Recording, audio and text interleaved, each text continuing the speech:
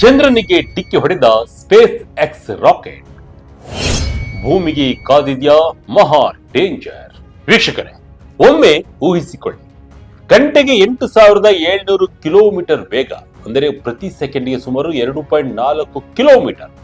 ಇಷ್ಟೊಂದು ಶರವೇಗದಲ್ಲಿ ಸುಮಾರು 4 ಟನ್ ತೂಕದ ಬೃಹತ್ ಗಾತ್ರದ ರಾಕೆಟ್ ಹೋಗಿ ಚಂದ್ರನ ಮೇಲ್ಮೈಗೆ ನೇರವಾಗಿ ಅಪ್ಪಳಿಸಿದ್ರೆ ಏನಾಗಬಹುದು? ಹೌದು, ಕೇಳೋಕೆ ಇದು ಯಾವುದೋ ಹಾಲಿವುಡ್ ಸಿನಿಮಾದ ಕಥೆಯಂತೆ ಅನಿಸಬಹುದು. ಆದರೆ ಇದು ಸಿನಿಮಾವಲ್ಲ. ಆಗಸ್ಟ್ 5, 2026 ನಭೋಮಂಡಲದಲ್ಲಿ ನಡೆದ ಅತ್ಯಂತ ಆಘಾತಕಾರಿ ಘಟನೆ. ಹೌದು, ಎಲನ್ ಮಸ್ಕ್ ಒಡೆತನದ ಸ್ಪೇಸ್ ಎಕ್ಸ್ ಸಂಸ್ಥೆಯ ಫಾಲ್ಕನ್ 9 ರಾಕೆಟ್ನ ಮೇಲ್ಭಾಗ ಬಾಹ್ಯಾಕಾಶದಲ್ಲಿ ಬಿಸಾಡಿದ ಕಸದಂತೆ ಸುಮಾರು 18 ತಿಂಗಳುಗಳ ಕಾಲ ತೇಲಾಡಿ ಕೊನೆಗೆ ನಿಯಂತ್ರಣ ಸಿಗದೆ ಚಂದ್ರನ ಐನ್ಸ್ಟೈನ್ ಕ್ರೇಟರ್ ಬಳಿ ಭೀಕರವಾಗಿ ಅಪ್ಪಳಿಸಿದೆ. ಈ ಘಟನೆಯಿಂದ ಚಂದ್ರನ ಮೇಲ್ಮೈನಲ್ಲಿ ಬೃಹತ್ ಕುಳಿ ಸೃಷ್ಟಿಯಾಗಿದೆ. ಹೀಗಾಗಿ ಜಗತ್ತಿನ ಪ್ರಸಿದ್ಧ ಬಾಹ್ಯಾಕಾಶ ವಿಜ್ಞಾನಿಗಳು ಮತ್ತು ಇಸ್ರೋ, ನಾಸಾದಂತಹ ಸಂಸ್ಥೆಗಳು ತೀವ್ರವಾಗಿ ಆತಂಕಗೊಂಡಿದ್ದಾರೆ. ಹಾಗಾದ್ರೆ ಚಂದ್ರನಿಗೆ ಈ ರಾಕೆಟ್ ಅಪ್ಪಳಿಸಿದ್ದು ಹೇಗೆ? ಇದರಿಂದ ಭೂಮಿಗೆ ಏನು ಆಪತ್ತು? ಮುಂದೆ ನಾವಿಡಲಿರುವ ಚಂದ್ರನ ಹೆಜ್ಜೆಗಳಿಗೆ ಇದು ಹೇಗೆ ಕಂಟಕವಾಗಲಿದೆ? ಚಂದ್ರನ ವಾತಾವರಣಕ್ಕೆ ಎದುರಾಗಿರುವ ಸವಾಲುಗಳೇನು? ಇಂದಿನ ವಿಡಿಯೋದಲ್ಲಿ ಈ ಸಂಪೂರ್ಣ ರಹಸ್ಯವನ್ನ ನಾವು ನಿಮ್ಮ ಮುಂದೆ ಎಳೆ ಎಳೆಯಾಗಿ ಬಿಚ್ಚಿಡ್ತೀವಿ. ವಿಡಿಯೋವನ್ನ ಕೊನೆವರೆಗೂ ತಪ್ಪದೆ ವೀಕ್ಷಣೆ ಮಾಡಿ. ಹೇಗಿತ್ತು ಚಂದ್ರನಲ್ಲಿ ಆದ ಮಹಾ ಸ್ಫೋಟ? ಸೃಷ್ಟಿಯಾಯಿತು 30 ಮೀಟರ್ ಅಗಲದ ಹೊಸ ಕುಳಿ. ವೀಕ್ಷಕರೇ, ಮೊದಲು ರಾಕೆಟ್ನ ಈ ಕ್ರಾಶ್ ಅಥವಾ ಅಪ್ಪಳಿಸುವಿಕೆ ಎಷ್ಟು ಭೀಕರವಾಗಿತ್ತು ಅನ್ನೋದನ್ನ ಅರ್ಥ ಮಾಡಿಕೊಳ್ಳೋಣ. ಆಗಸ್ಟ್ 5, 2026 ಜಾಗತಿಕ ಸಮಯ ಬೆಳಗಿನ ಜಾವ 6:35 UTC, ಭಾರತೀಯ ಕಾಲಮಾನ ಮಧ್ಯಾಹ್ನ 12:05 ಸರಿಯಾಗಿ ಈ ಘಟನೆ ಸಂಭವಿಸಿದೆ. ಸ್ಪೇಸ್ ಎಕ್ಸ್ ನ ಫಾಲ್ಕನ್ 9 ರಾಕೆಟ್ನ 4 ಟನ್ ತೂಕದ ಭಾಗವು ಚಂದ್ರನ ಐನ್ಸ್ಟೈನ್ ಕ್ರೇಟರ್ ಬಳಿ ಅಪ್ಪಳಿಸಿತು. ಈ ಅಪ್ಪಳಿಸುವಿಕೆಯ ತೀವ್ರತೆ ಎಷ್ಟಿತ್ತೆಂದ್ರೆ, ರಾಕೆಟ್ ಚಂದ್ರನಿಗೆ ಅಪ್ಪಳಿಸಿದ ವೇಗ ಗಂಟೆಗೆ ಸುಮಾರು 8700 ಕಿಲೋಮೀಟರ್. ಈ ರಭಸದಿಂದ ಉಂಟಾದ ಸ್ಫೋಟಕದ ಶಕ್ತಿ ಸುಮಾರು 3 ಟನ್ TNT ಮದ್ದುಗುಂಡುಗಳನ್ನು ಒಟ್ಟಿಗೆ ಸಿಡಿಸಿದಷ್ಟಿತ್ತು. ಈ ಭೀಕರ ಘರ್ಷಣೆಯಿಂದಾಗಿ ಚಂದ್ರನ ಮೇಲ್ಮೈನಲ್ಲಿ ಸುಮಾರು 20 ರಿಂದ 30 ಮೀಟರ್ ಅಗಲದ ಹೊಸ ಬೃಹತ್ ಕುಳಿ ಸೃಷ್ಟಿಯಾಗಿದೆ. ಈ ಅಪ್ಪಳಿಸುವಿಕೆಯ ರಭಸಕ್ಕೆ ಚಂದ್ರನ ಮೇಲ್ಮೈನಲ್ಲಿದ್ದ ಮಣ್ಣು ಮತ್ತು ಕಲ್ಲುಗಳು 106 ಕಿಲೋಮೀಟರ್ ಎತ್ತರಕ್ಕೆ ಬಾಹ್ಯಾಕಾಶಕ್ಕೆ ಚಿಮ್ಮಲ್ಪಟ್ಟಿವೆ. ಕೇವಲ ಒಂದು ರಾಕೆಟ್ ಭಾಗ ಚಂದ್ರನ ಮೇಲ್ಮೈನ ಭೌಗೋಳಿಕ ಸ್ವರೂಪವನ್ನೇ ಬದಲಾಯಿಸಿ ಹಾಕಿದೆ. ಸ್ಪೇಸ್ ಎಕ್ಸ್ ರಾಕೆಟ್ ಚಂದ್ರನಿಗೆ ಅಪ್ಪಳಿಸಿದ್ದು ಹೇಗೆ?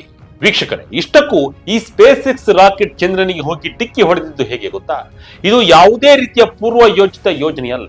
ಇದು ಸಂಪೂರ್ಣವಾಗಿ ಅಕಸ್ಮಾತ್ತಾಗಿ ಜರುಗಿದ ಘಟನೆಯಾಗಿದೆ. ಸಾಮಾನ್ಯವಾಗಿ ಉಪಗ್ರಹಗಳನ್ನ ಬಾಹ್ಯಾಕಾಶಕ್ಕೆ ತಲುಪಿಸಿದ ನಂತರ ರಾಕೆಟ್ನ ಕೆಳಗಿನ ಭಾಗಗಳು ಭೂಮಿಯ ವಾತಾವರಣಕ್ಕೆ ಮರಳಿ ಉರಿದು ಹೋಗುತ್ತವೆ ಅಥವಾ ಸಮುದ್ರದಲ್ಲಿ ಬೀಳುತ್ತವೆ. ಆದರೆ ಈ ಫಾಲ್ಕನ್ 9 ರಾಕೆಟ್ನ ಮೇಲ್ಭಾಗ 2025 ಆರಂಭದಲ್ಲಿ ಉಪಗ್ರಹವನ್ನ ಸುದೀರ್ಘ ಬಾಹ್ಯಾಕಾಶ ಕಕ್ಷೆಗೆ ತಲುಪಿಸಿತ್ತು. ಕೆಲಸ ಮುಗಿದ ನಂತರ ಆ ರಾಕೆಟ್ ನಲ್ಲಿ ಮರಳಿ ಭೂಮಿಯತ್ತ ತಳ್ಳಲು ಬೇಕಾದ ಇಂಧನ ಖಾಲಿಯಾಗಿತ್ತು. ಹೀಗಾಗಿ ಅದು ಬಾಹ್ಯಾಕಾಶದ ಅನಂತತೆಯಲ್ಲಿ ನಿಯಂತ್ರಣವಿಲ್ಲದೆ ತೇಲಲು ಆರಂಭಿಸಿತು. ಸುಮಾರು 18 ತಿಂಗಳುಗಳ ಕಾಲ ತೇಲಾಡಿದ ಈ 4 ಟನ್ ತೂಕದ ರಾಕೆಟ್ ಭೂಮಿ, ಸೂರ್ಯ ಮತ್ತು ಚಂದ್ರನ ಸಂಕೀರ್ಣ ಗುರುತ್ವಾಕರ್ಷಣೆಯ ಕಣ್ಣ ಮುಚ್ಚಾಲೆ ಆಟಕ್ಕೆ ಸಿಲುಕಿಕೊಂಡಿತು. ಸ್ಪೇಸ್ ಎಕ್ಸ್ ನ ನಾಸಾ ಸೈನ್ಸ್ ಪ್ರೋಗ್ರಾಂ ಡೈರೆಕ್ಟರ್ ಜುಲಿಯಾನ ಶೈಮನ್ ಹೇಳುವಂತೆ, ಸೂರ್ಯನ ವಿಕಿರಣ ಮತ್ತು ಚಂದ್ರನ ಬಲವಾದ ಈ ಶಕ್ತಿ ಈ ರಾಕೆಟ್ ಭಾಗವನ್ನು ತಡೆಯಲಾಗದ ರೀತಿಯಲ್ಲಿ ಚಂದ್ರನ ಕಕ್ಷೆಯತ್ತ ಎಳೆದುಕೊಂಡಿತ್ತು. ಇದು ಸಂಪೂರ್ಣವಾಗಿ ಅನಿರೀಕ್ಷಿತ ಹಾಗೂ ನಿಯಂತ್ರಿಸಲಾಗದ ಅಪಘಾತವಾಗಿತ್ತು ಎಂದು ಹೇಳಿದ್ದಾರೆ. ಬಾಹ್ಯಾಕಾಶದಲ್ಲಿ ಆಕಾಶ ಕಾಯಗಳ ಗುರುತ್ವಾಕರ್ಷಣೆ ಆಟ. ರಾಕೆಟ್ನ ಪಥ ಬದಲಿಸಿದ ಸೋಲಾರ್ ರೇಡಿಯೇಷನ್. ವೀಕ್ಷಕರೇ, ಇಲ್ಲಿ ನಾವು ಅತ್ಯಂತ ಮುಖ್ಯವಾಗಿ ತಿಳಿಯಬೇಕಾದ ವಿಷಯವೆಂದರೆ, ಈ ರಾಕೆಟ್ ಕಕ್ಷೆ ತಲುಪಿದ್ದು ಹೇಗೆ? ಬಾಹ್ಯಾಕಾಶದಲ್ಲಿರುವ ವಸ್ತುಗಳ ಮೇಲೆ ಗ್ರಾವಿಟೇಷನಲ್ ಫುಲ್ ಅಂದರೆ ಗುರುತ್ವಾಕರ್ಷಣೆಯ ಸೆಳೆತ ನಿರಂತರವಾಗಿ ಕೆಲಸ ಮಾಡುತ್ತಿರುತ್ತದೆ. ಭೂಮಿಯ ಮತ್ತು ಚಂದ್ರನ ನಡುವೆ ಇರುವ ಲಾಂಗ್ರೇಂಜ್ ಪಾಯಿಂಟ್ಗಳ ಸಮೀಪ ಈ ರಾಕೆಟ್ ತಲುಪಿದಾಗ ಅದರ ಮೇಲಿದ್ದ ನಿಯಂತ್ರಣ ಸಂಪೂರ್ಣವಾಗಿ ತಪ್ಪಿ ಹೋಯಿತು. ಅಷ್ಟೇ ಅಲ್ಲದೆ ಸೂರ್ಯನಿಂದ ಹೊರಹೊಮ್ಮುವ ವಿಕಿರಣಗಳ ಒತ್ತಡವು ಈ ಖಾಲಿ ಲೋಹದ ರಾಕೆಟ್ ಅನ್ನ ಚಂದ್ರನ ಅಂಗಳಕ್ಕೆ ಮತ್ತಷ್ಟು ಹತ್ತಿರಕ್ಕೆ ತಳ್ಳಿತ್ತು. ಯಾವುದೇ ವಾತಾವರಣವಿಲ್ಲದ ಚಂದ್ರನ ಮೇಲೆ ಗಂಟೆಗೆ ಸಾವಿರಾರು ಕಿಲೋಮೀಟರ್ ವೇಗದಲ್ಲಿ ಬಂದ ರಾಕೆಟ್ಗೆ ಬ್ರೇಕ್ ಹಾಕಲು ಅಥವಾ ಅದರ ವೇಗವನ್ನ ಕಡಿಮೆ ಮಾಡಲು ಗಾಳಿಯ ಘರ್ಷಣೆಯೇ ಇರಲಿಲ್ಲ. ಪರಿಣಾಮವಾಗಿ ನಿಯಂತ್ರಣ ತಪ್ಪಿದ ಕ್ಷಿಪಣಿಯಂತೆ ರಾಕೆಟ್ ನೇರವಾಗಿ ಐನ್ಸ್ಟೈನ್ ಕ್ರೇಟರ್ ಪ್ರದೇಶಕ್ಕೆ ಅಪ್ಪಳಿಸಿತು. ಬೃಹತ್ ಗಾತ್ರದ ವಸ್ತುವೊಂದು ಇಷ್ಟೊಂದು ಶರವೇಗದಲ್ಲಿ ಬಿದ್ದಾಗ ಉಂಟಾಗುವ ಶಾಕ್ ವೇವ್ಸ್ ಅಥವಾ ಆಘಾತಕಾರಿ ತರಂಗಗಳು ಚಂದ್ರನ ತೆಳುವಾದ ಮೇಲ್ಮೈಯಲ್ಲಿ ಸಣ್ಣ ಮಟ್ಟದ ಕಂಪನವನ್ನ ಕೂಡ ಉಂಟು ಮಾಡಿದೆ ಎಂದು ಭೌಗೋಳಿಕ ವಿಜ್ಞಾನಿಗಳು ಅಂದಾಜಿಸಿದ್ದಾರೆ. ನಾಸಾ ದಕ್ಷಿಣ ಕೊರಿಯಾದ ಉಪಗ್ರಹಗಳು ಅಲರ್ಟ್.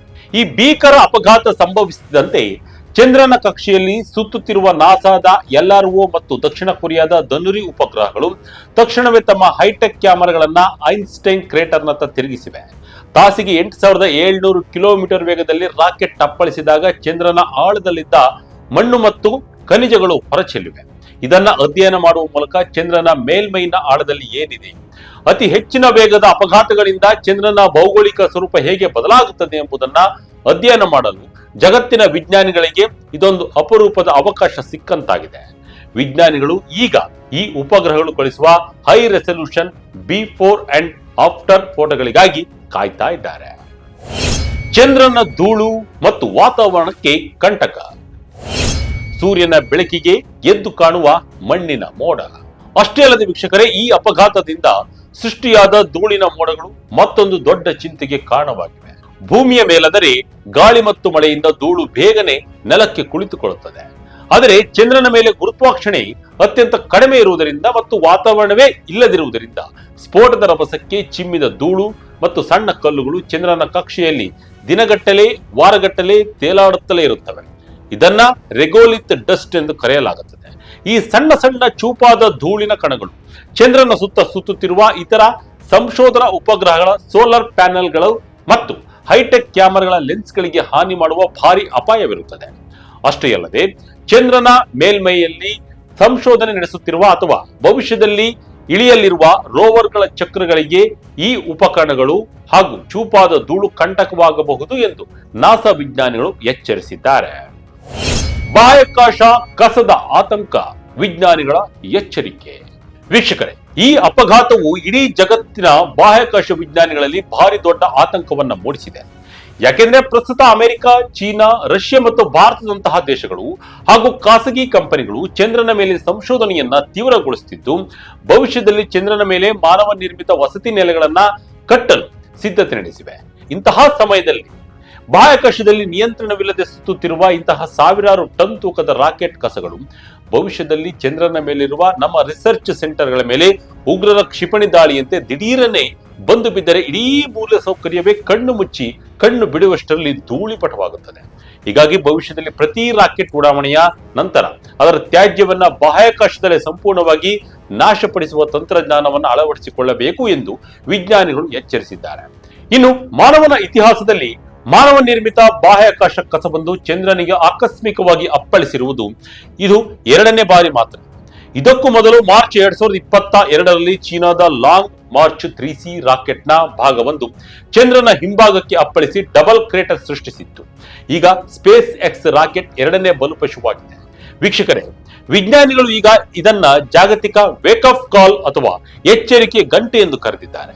ಜೊತೆಗೆ ಸದ್ಯಕ್ಕೆ ನಮ್ಮ ಭೂಮಿಗೆ ಇದರಿಂದ ಯಾವುದೇ ಅಪಾಯ ಇಲ್ಲ ಎಂದು ಹೇಳಿದ್ದಾರೆ.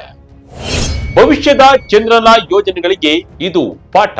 ಮಾನವ ಕುಲ ಇಂದು ಮತ್ತೆ ಚಂದ್ರನ ಮೇಲ್ಮೈಗೆ ಕಾಲಿಡಲು, ಅಲ್ಲಿ ಮಾನವ ವಸಾಹತು ನಿರ್ಮಿಸಲು ಸಮಾರೋಪಾದಿಯ ಸಿದ್ಧತೆ ನಡೆಸ್ತಾ ಇದೆ.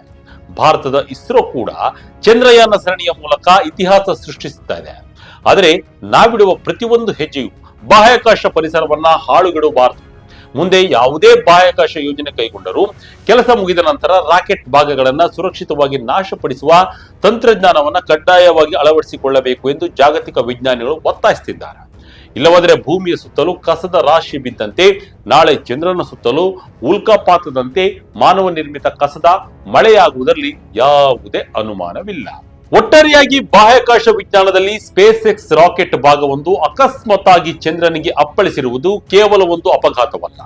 ಬದಲಿಗೆ ಇದು ಮಾನವನ ನಿರ್ಮಿತ ಬಾಹ್ಯಾಕಾಶ ಕಸದ ಅಪಾಯದ ಬಗ್ಗೆ ಜಗತ್ತಿಗೆ ನೀಡಿದ ಎಚ್ಚರಿಕೆಯಾಗಿದೆ. ಈ ಭೀಕರ ಡಿಕ್ಕಿಯಿಂದ ಚಂದ್ರನ ಅಂಗಳದಲ್ಲಿ ಹೊಸ ಕುಳಿ ಸೃಷ್ಟಿಯಾಗಿರುವುದು ವಿಜ್ಞಾನಿಗಳಿಗೆ ಸಂಶೋಧನೆಗೆ ಹೊಸ ದಾರಿ ತೆರೆದಿದ್ದರೂ, ಭವಿಷ್ಯದಲ್ಲಿ ಚಂದ್ರನ ಮೇಲೆ ನಾವು ನಿರ್ಮಿಸಲಿರುವ ವಸತಿ ನೆಲೆಗಳಿಗೆ ಇಂತಹ ನಿಯಂತ್ರಣವಿಲ್ಲದ ತ್ಯಾಜ್ಯಗಳು ಕೂಡ ಕಂಟಕವಾಗಿ ಪರಿಣಮಿಸಲಿವೆ. ನಾವು ಬಾಹ್ಯಾಕಾಶ ಸಂಶೋಧನೆಯ ಭರದಲ್ಲಿ ನಕ್ಷತ್ರಗಳ ಮಂಡಲಗಳ ನಡುವೆ ಕಸವನ್ನ ಎಸೆಯಬಾರದು. ಭೂಮಿಯ ಸುತ್ತಲಿರುವ ಕಸದ ರಾಶಿಯಂತೆ ಚಂದ್ರನ ಪರಿಸರವು ಕಲುಷಿತವಾಗುವ ಮೊದಲು ಪ್ರತಿಯೊಂದು ರಾಷ್ಟ್ರವು ಸುರಕ್ಷಿತ ತ್ಯಾಜ್ಯ ವಿಲೇವಾರಿ ತಂತ್ರಜ್ಞಾನಕ್ಕೆ ಆದ್ಯತೆ ನೀಡಬೇಕಿದೆ.